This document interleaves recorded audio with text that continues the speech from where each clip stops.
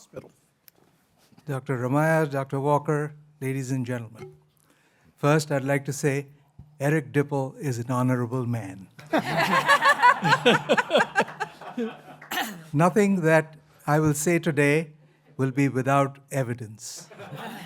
And all my comments are of a general nature, so please take it as such. I have nothing to disclose. I don't need to tell this audience that PAD has reached epidemic proportions in our country, and the incidence of PAD interventions double every decade.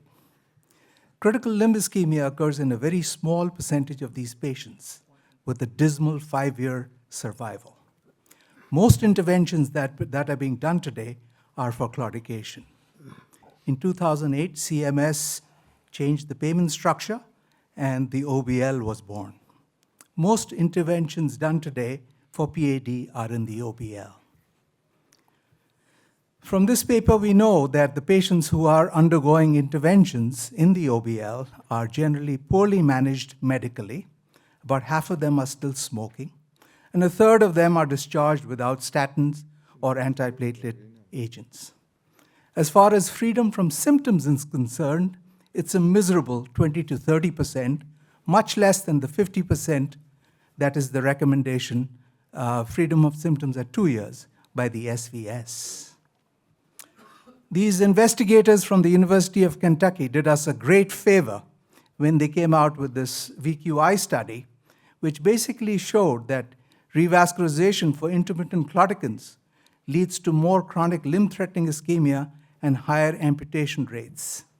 And if you follow these patients out, as you should, these rates on these differences only escalate. Doctors Mukherjee, Brown, and Goodson did us another huge favor by reviewing the literature on conservative therapy versus intervention for the claudicant, and basically showed us that early improvement in claudication symptoms were mitigated over the long term with better outcomes with standard exercise, therapy, and aggressive medical management. And these were associated with some horrifying complication rates and higher amputation rates. I don't have time to go over all these studies, but enough for me to say that in each of these analyses, there was equivalent or better a treadmill walking distance with conservative therapy rather than intervention when followed beyond 2 years.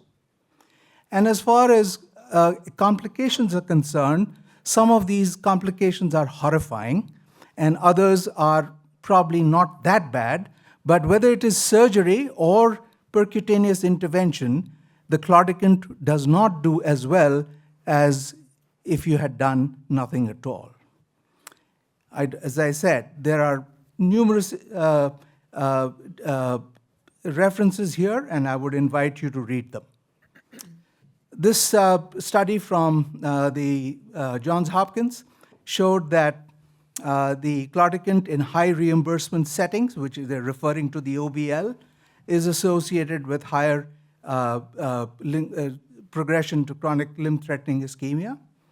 And then I tried to find you at least one trial where intervention would prove to be superior to medical arm, and I thought I found one in this ironic trial, which was good up to about 2 years, showing superior outcomes when looking at SF36 outcomes, but beyond 2 years, the medical arm again prevailed. What about atherectomy, which my friend Dr. Dipple has defended?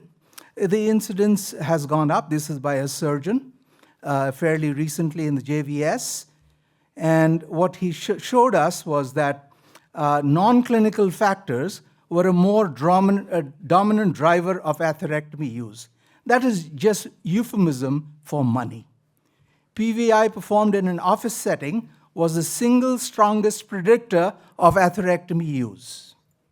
The migration of PVI to the outpatient setting might have been influencing physicians' decisions regarding use of atherectomy during PVI compared to commonly accepted clinical factors. This is by a radiologist, hot off the press. 1,000% increase in atherectomy over the past decade, 600% increase in stent plus atherectomy over the past decade. And what does these authors say? Not me, these authors showed that atherectomy utilization increased by 46% in cardiologists, 1,100% in interventional radiologists, and 240% vascular surgeons.